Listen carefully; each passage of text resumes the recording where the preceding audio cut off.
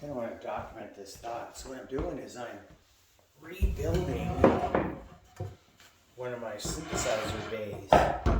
So what I'm going to do is I turn this around like this, right?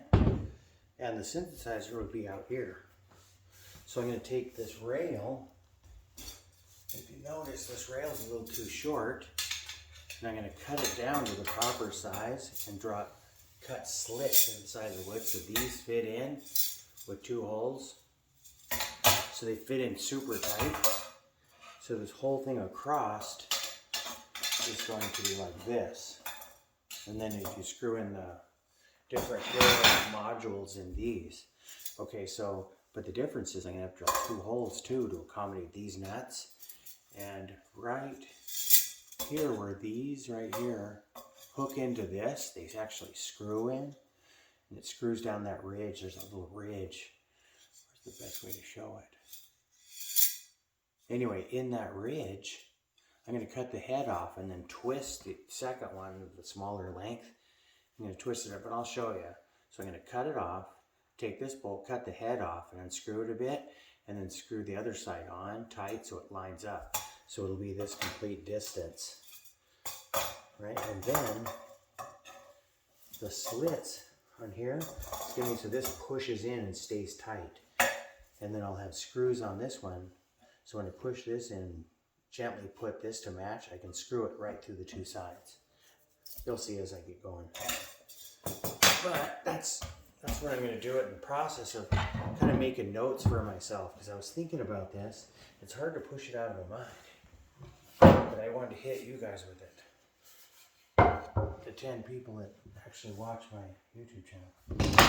So we're kind of in a conundrum with hiring, and everybody knows it.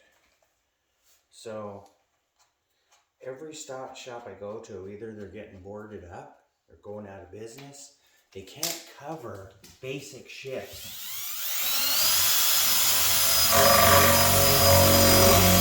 Because kids are starting to shop around.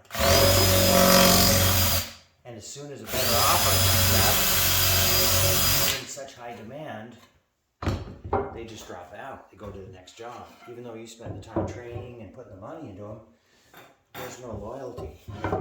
And I'm not going to shoot a whole bunch of conversation about the thing that everybody knows. What I'm trying to think of is this. First of all, like it or not, we have a hiring condition. And the only way to fix it is to go out of the box a bit and try new things that we haven't tried as a society before. But the number one thing we have to do is get the community back together. And there's no such thing as tribes, there's only people. And we're heading to an emergency situation of all sorts. There's all sorts of things. And what's our answer? We take to the streets, or we develop a plan. I mean, my idea is to develop a plan. So part of that plan is, wow, that's really good. Now I'm faced with a conundrum, because if I put that on the front, nah, deal with it. My first idea is better.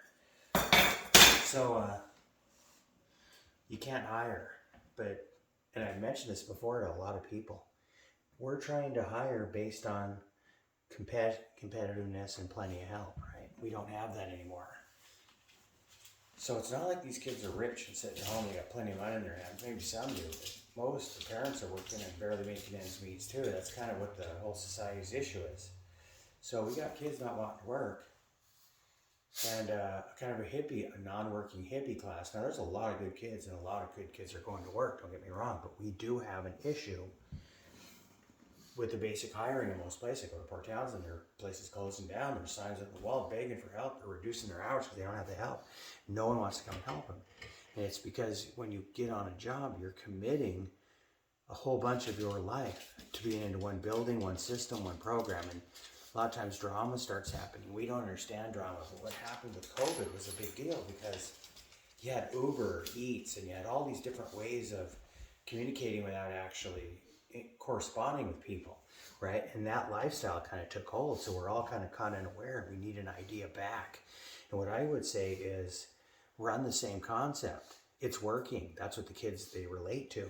And the way you put it into practice is you say, okay, I'm going to take a calendar of 60 days, right? And I'm going to make a social contract with these 5 guys, these 6 guys, these 7 guys randomly. So say I'm working at Safeway and I put in my 8, I'm off, right?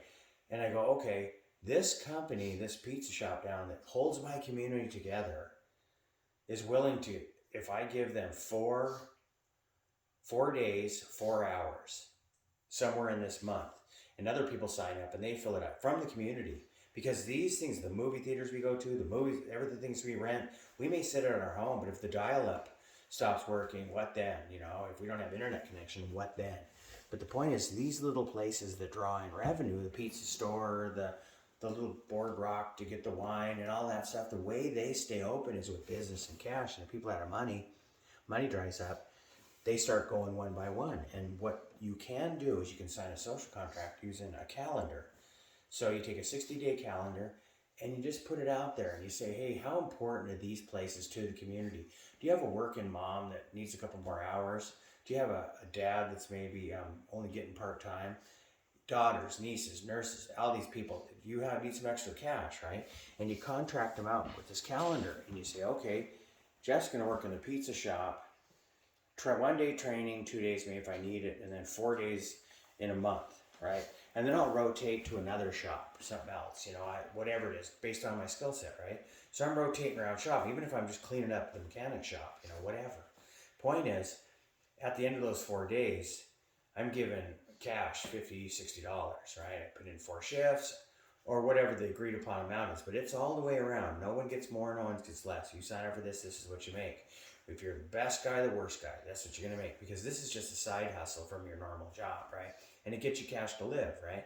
So if a bunch of guys sign up for 4-hour shifts 4 times a month on a calendar and not just cover the local town issues, but also some of the city jobs too, the same way, and you contract out using cash, right?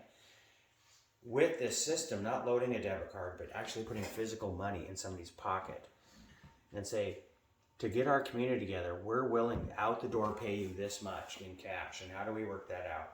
Right? This is out of the box, right? So critique it all you want, tax it all you want, talk about it like that all you want. But the fact is we have to come up with something. So then say everyone agrees to $60, 4 shifts, 4 hours, right? 4 times every 60 days. And then enough people sign up, you know, obviously it's going to break down. It's going to make it a lot better. And we're going to have more things open, rebuilding plants and stuff that's closed down that little shops can onboard, stuff like that.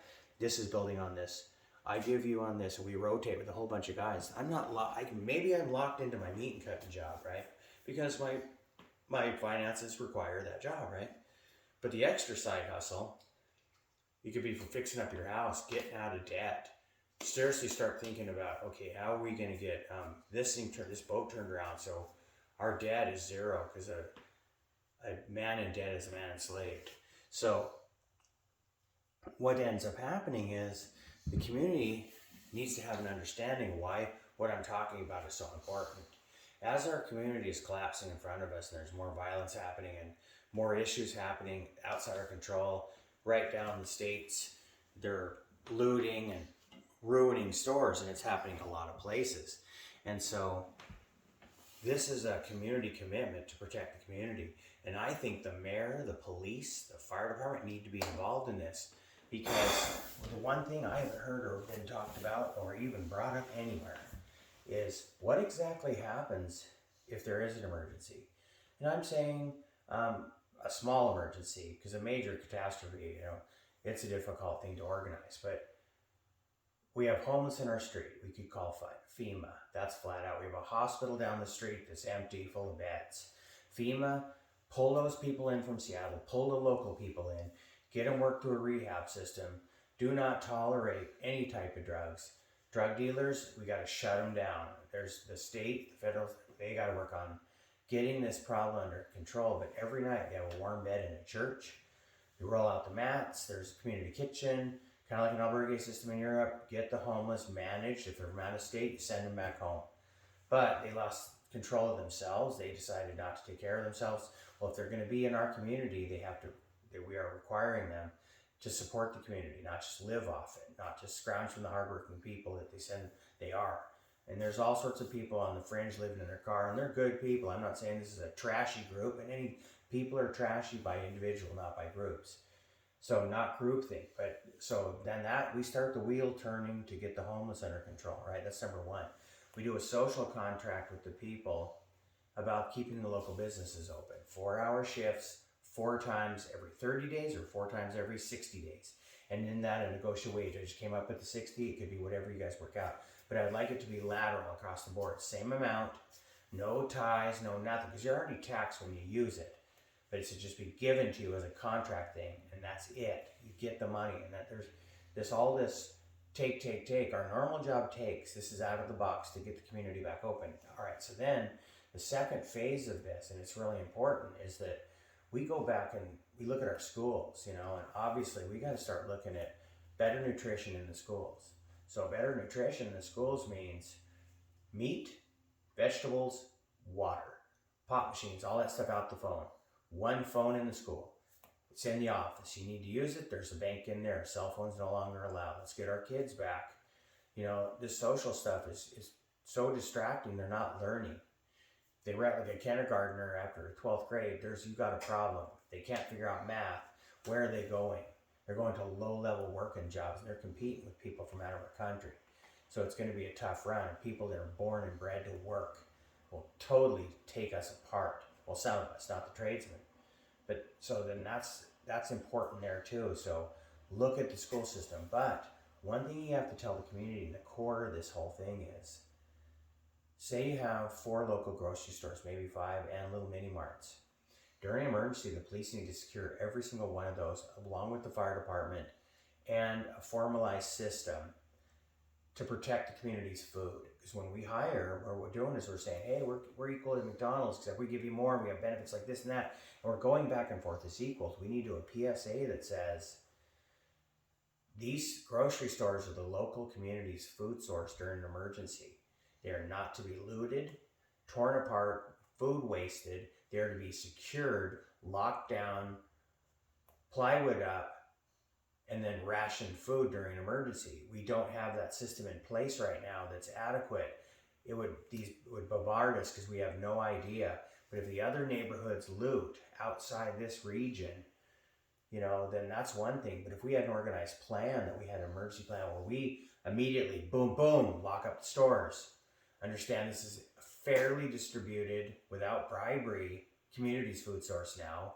Whatever the revenue, that is subtracted, paid off the vendors, but what is in that store, the production product, the community will pay that amount back after the emergency is resolved. And if it doesn't resolve, then it doesn't matter. But the point is securing the food. So when we're competing against, say, McDonald's is a luxury food. Safeway, Central Market, at Red Apple, the little convenience stores, those are food sources. And they're on a totally different game. Those are natural food sources for babies, old people, women. That is something that it's a lot more than the local pizza place, right? And I'm not saying that in a situation that the pizza places aren't important. They are. And that's from the first leg of what I was talking about. But the second leg, it's incredibly important, is secure the local food and have a plan to do it. Plywood already done. Board up the size of the store. Fire department, police outside. Community volunteers, ex-military, ex-police, off-duty police. You go to your store that you're assigned. You guard that food. And you watch that integrity in your community is taken care of. Not your tribe, not your people, that community, whoever they are. Number one. So when we go ask for jobs, what we don't say is, hey, we're like McDonald's, work here for 16 or here for 17. We say, community, your children, we need them in here. You guys need to start volunteering up, people that would normally go to these 2 or 3 hours a week, 24 hours a week, 30. No, we need to get them into these stores to get them trained to how to control food, the temperatures, rotations, because that's what the grocery industry does. It rotates and controls our food sources, ordering, advertising, all of that stuff is done network, but it has to be secured in an emergency.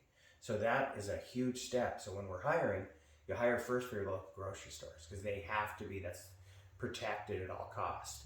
And those employees obviously could have a plan that they board up and they set up the store as a reinforcement until the military and or law enforcement get here. But you have to hire for them first. The community needs to understand that they're first. They need to come here first for a job. It's almost like go join in the military. You should put a year in a grocery store or like nearby or in your community as a service. Even though your parents may be wealthy or you don't think that that's the job for you, it almost should be like the military. And then OC, it would be a good idea to them open up the welding schools and really look at the trades. Get that stuff back into our school system, school finance, how to do your bills, physical fitness, what to eat, water, vegetable, meat. Because the people in your life that are dying of all these different reasons, a lot of it is a DNA problem and piss poor food. You're eating trash. But we put the fork in our mouth, so we need to be responsible for that. So what I'm suggesting is going on a hiring campaign of get the community together, tell them what the situation is, get the mayor involved, and say, hey, look, we need to have community meetings about a potential emergency. And they may have small indirect ones, but it should be something that everyone knows exactly where to go. Because the major shelters are every church, every large hall in this community. And we should start setting up with preparedness. Churches need to open their doors, roll out mats, start food kitchens. That process, if we had an albergue process like that, like your hostel system does, what that would mean, these churches in an emergency would already be running a system processing our homeless that they could process the citizens of the community as well. So it's a double protection. So it all envelopes on itself, but FEMA has to be called in initially. Excuse me, I'm fighting a cold.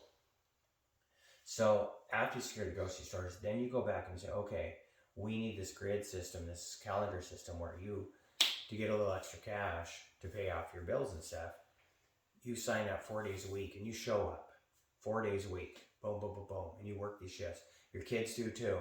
The wife does if she wants a little extra cash. You guys need some bulk cash. This is how you get it. But you keep your communities alive. Stop from being boarded up. Because when the customers come in, if there's no one there to shop, no one to take care of them, then the business goes dead. Business goes dead, boarded up, the revenue goes down, and it affects everyone in the neighborhood. Pretty soon you're living in the ghetto. And we could turn the ghettos back into positive environments by start dividing the property tax up equally. Every bit of the state property tax should be added up. And instead of using a zip code to distribute, it should all be put in a fund, audited with a public disclosure, and distributed equally to every single school administration and higher administration. Really vet the ones that are in place now to distribute the money to upgrade the textbooks, to upgrade the supplies, the closets, the walls. Especially start with the schools. Obviously, when it's an equal distribution, the high schools are used to all this money for the football team. Well, that drops. Play the game. Don't get equipment every new year. Let's start being practical. So the stores or the places that need to catch up can live with less. So it's equal. So renting gets restocked, gets better books. You raise the education level, you lower the violence. And enough of this tribal system. But I wanted to put it down kind of as a note because I've been thinking about it. But I also gotta get this thing. But that's the situation we're at. We need to really look at it and be serious about changing it. If we don't, we're all gonna suffer bad. We won't last long. God bless.